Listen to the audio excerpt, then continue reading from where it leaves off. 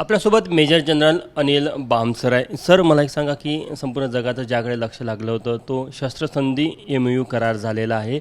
कशा प्रकारे बघता आणि इथून आता या संपूर्ण युद्धाची वाटचाल कोणत्या दिशेने जाईल? आपण पाहिलं की काल बुधवारी वर्सेल्स फ्रान्समध्ये G7च्या डिनरनंतर ट्रम्पनी फिजिकली हस्ताक्षर केले आणि इराणचे प्रेसिडेंट मोहम्मद पेशकिशकियान यांनी आपल्या एरियामधून साईन केले. त्याचे फोटोज बाहेर पडले. ही एक खूप आनंदाची आणि सकारात्मक अशी बातमी आहे. लढाई सुरू झाल्यापासून जवळजवळ 108 दिवस झाले होते जेव्हा ही बातमी आपल्याला बाहेर पडायला मिळाली. आणि असं म्हटलं जातं आहे की ऑफिशियली ही 19 तारखेला जिनिवामध्ये हे साईन होईल दोन्हीच्या रिप्रेझेंटेटिव्सकडनं. पॉसिबली JD व्हान्स साईन करतील अमेरिकेकडनं आणि त्यांचे जे लीडिंग निगोशिएटर आहेत बालिगाफ ते साईन करतील.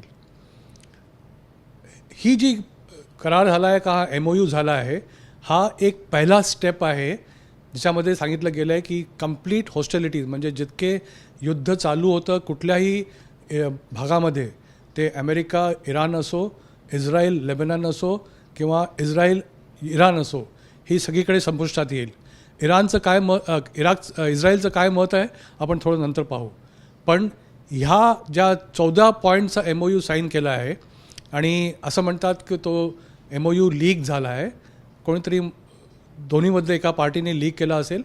अजूनही इराण म्हणते आहे की तो इनकम्प्लीट आहे आणि पूर्णपणे इन्फॉर्मेटिव्ह नाही आहेत. जर का आपण 3 मोठ्या गोष्टी पाहिल्या ह्या पर्टिक्युलर MOUमध्ये तर आपल्याला एक कळेल की पहिला सर्वात मोठा बिंदू आहे की इराणकडे न्यूक्लिअर वेपन्स नाही होणार.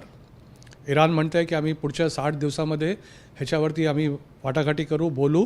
पण MOU प्रमाणे म्हटलं आहे की Iran will never have a nuclear weapon आणि त्यांचं जे एनरिच्ड युरेनियम आहे त्याला डायल्यूट केलं जाईल under the guidance of international atomic energy agency. म्हणजे तिथले लोक जातील आणि त्याला डायल्यूट करतील. ह्याच्यावरती इराणने ॲक्सेप्ट केलं आहे.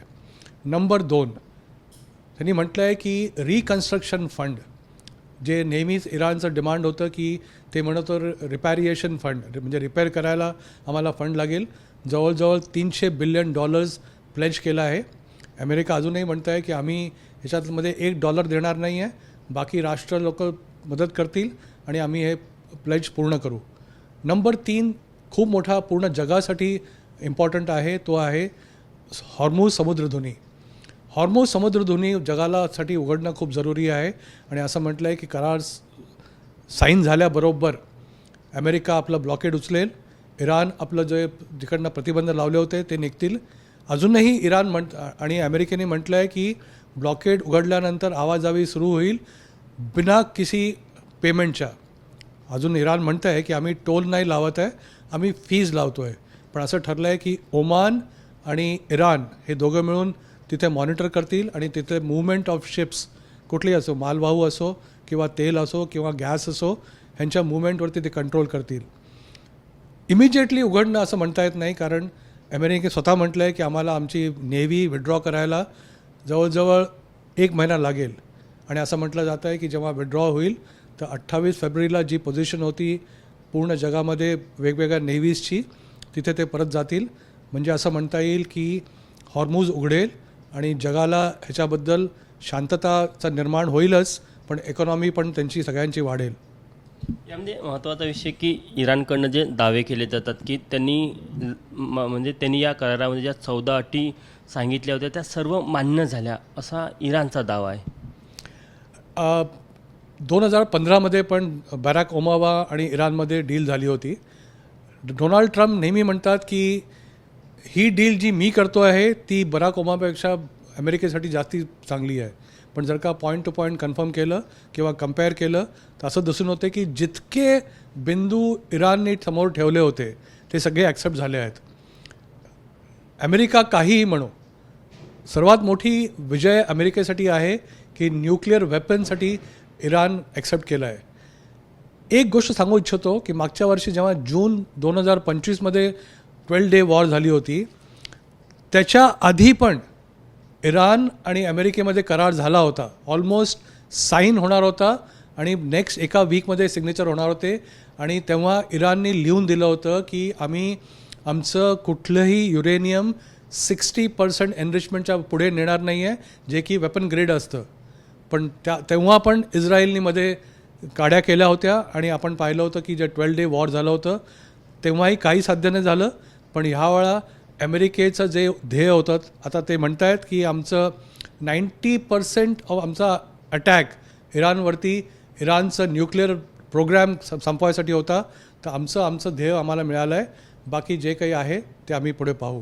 पण अल्टिमेटली आपण म्हणता येईल की इराणला जे जे हवं होतं, स्पेशली लेबनॉनमध्ये हिजबुल्लाचं अजूनही वर्चस्व आहे आणि त्यांचं अस्तित्व अजूनही आहे. त्याच्यामुळे इस्रायलला ही ट्रीटी बिलकुल मंजूर नाही आहे. आणि इस्रायलच्या मीडियामध्ये आपण पाहतो आहे त्यांना वर्ड दिला आहे बॅड डील, आणि असं म्हणतायत की तुम्ही आपल्या देशाला विकलं आहे. त्याच्यामुळे नेतन्याहूला काही गत्यंतर नाही आहे. पण म्हणणं आहे की आम्ही ह्या डीलचे हिस्सा नाही आहोत आणि आम्हाला जी कारवाई करायची आहे ते आम्ही करू. आणि त्यांनी सदर्न लेबनॉनमध्ये अजूनही आपले ट्रूप्स डिप्लॉयड आहेत. केव्हा निघतील हे आपण पाहू. पॉसिबली पुढचे 60 दिवस खूप इम्पॉर्टंट आहे पूर्ण जगासाठी. म्हणजे इस्रायलची भूमिका आणि हा MOU आता झाला त्यावरच्या अटी शर्ती बघता हा अंतिम टप्प्यामध्ये पोहोचेल याबद्दल अनेकांना अजूनही शंका आहे. शंका 100% आहे. म्हणून म्हटलं आपल्याला 60 दिवस वाट पाहावी लागेल. कारण 8 एप्रिलला जेव्हा सीज फायर डिक्लेअर झाली होती अमेरिका आणि इराणच्या मध्ये, त्याच्यानंतर जवळजवळ 83 टाइम्स इस्रायलने लेबनॉनवरती हल्ला केला आहे. आणि कंप्लीट लितानी जी नदी आहे त्यांची तिथपर्यंत काबीज केलंच आहे. आणि त्यांनी म्हटलं आहे की वेगवेगळे झोन्स आहेत, इंटरमिजिएट झोन, मिडल झोन आणि डेप्थ झोन, यांनी ते कॅप्चर केलं आहे. आणि अजूनही इस्रायलचं सैन्य लेबनॉनमध्ये डिप्लॉयड आहे. आणि ते म्हणतात जर का हिजबुल्लाने पुन्हा आपलं डोकं वरती उचललं तर आम्ही त्यांना क्रश करू. त्याच्यामुळे पुढचे 60 दिवस आणि 60 दिवसानंतर इराण आणि US मध्ये ऑलमोस्ट म्हणता येईल की पूर्णपणे युद्धसंधी होईल किंवा युद्धविराम होईल.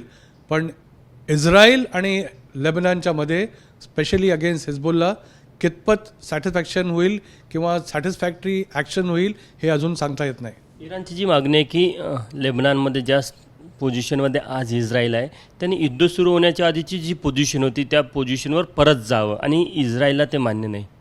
ॲब्सोल्युटली. इस्रायल म्हणतं आम्हाला जे ॲडव्हान्टेजेस आम्ही गेन केले आहेत युद्ध केल्यानंतर मागचे 107 दिवस, आम्हाला ते ॲडव्हान्टेज आम्हाला पाहिजे आहेत आणि त्याच्यामुळेच आमची सेफ्टी एन्शुअर्ड आहे.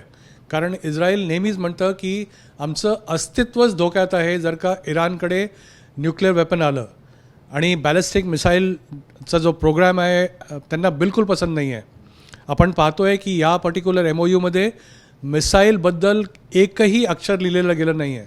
आणि इराणनी क्लिअर म्हटलं होतं की इराणचा मिसाईल डेव्हलपमेंट प्रोग्राम टेबलावरती नाही आहे.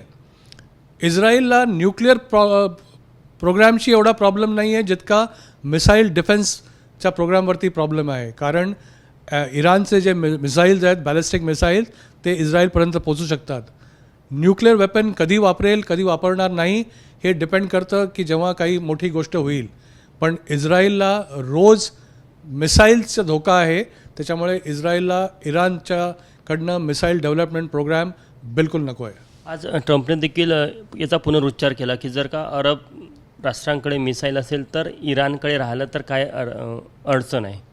कारण आता पुष्कळ वेळा ट्रम्पला पण फेस सेव्हिंग करावं लागतं. जर का त्यांनी पूर्ण टेक्स्टमध्ये किंवा MOUमध्ये कुठेही मिसाईल डिफेन्सबद्दल एकही अक्षर नाही आहे आणि जेव्हा आरडाओरडा होतो तेव्हा त्यांना म्हणावंच लागतं की इराणला पण सेल्फ डिफेन्ससाठी त्यांना मिसाईलची जरूर पडेल.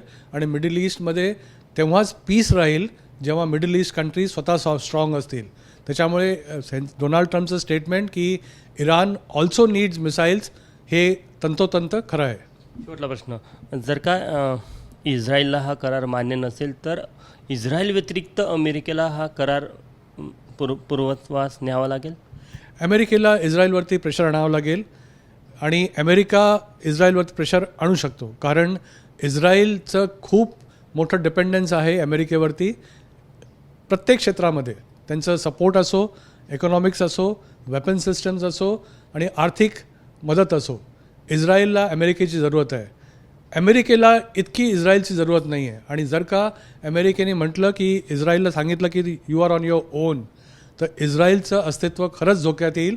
म्हणून इस्रायलला पण अमेरिकेचं ऐकावं लागेल आणि स्पेशली आत्ताची जी चालू घटनामोड आहे 60 दिवसासाठी अमेरिका डेफिनेटली प्रयत्न करेल की ही संधी युद्धविरामाची पुढे जाईल आणि परमनंट होईल, कारण अमेरिकेला हे युद्ध आता परवडत नाही आहे. धन्यवाद. कॅमेरामॅन मिथुन आदमणेसह तुषार कोहळे, ABP माझा, नागपूर. आता काय मी बोलू.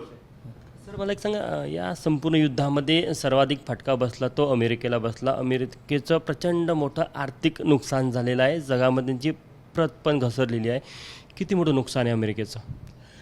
आपण पाहतो जेव्हा अमेरिकेने युद्ध सुरू केलं होतं, अमेरिका एक सुपर पॉवर आहे आणि आज जगामध्ये नंबर 1 मिलिटरी स्ट्रेंथ आहे. आपण जर का मिलिटरी स्ट्रेंथ्स कम्पेअर केले तर अमेरिका नंबर 1 वरती आहे.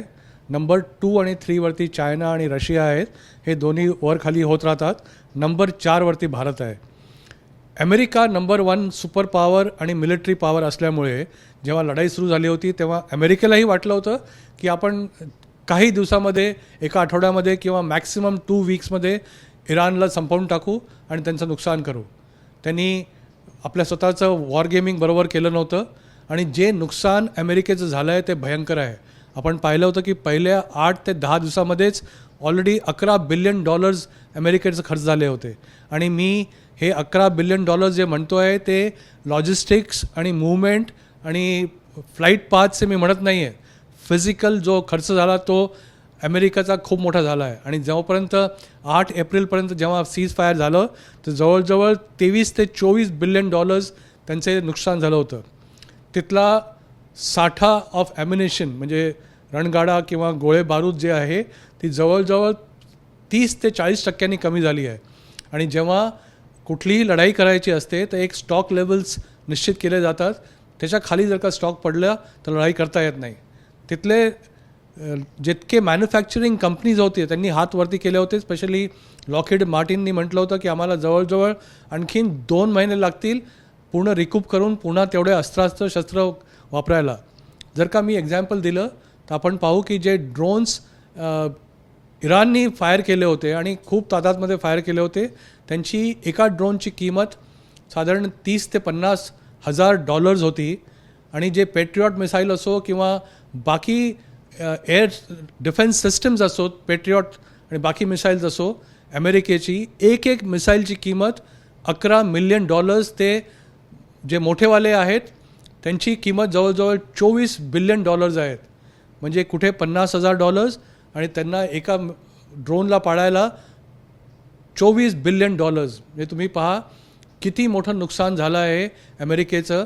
त्याच्यामुळे अमेरिकेला हे युद्ध परवडणार नव्हतं. आणि जेव्हा अमेरिकेने डोनाल्ड ट्रम्पनी त्यांच्या काँग्रेसकडे डिमांड केली की मला युद्ध कंटिन्यू करायला अजून $200 बिलियन सपोर्ट करा, ते कम्प्लिटली कोलमडलं आणि अमेरिकेला गत्यंतर नव्हतं पुढे लढाई चालू ठेवणं, कारण त्यांचं भरपूर नुकसान झालेलं आहे. धन्यवाद. कॅमेरामॅन मिथुन आदमणेसह तुषार कोहळे, ABP माझा, नागपूर.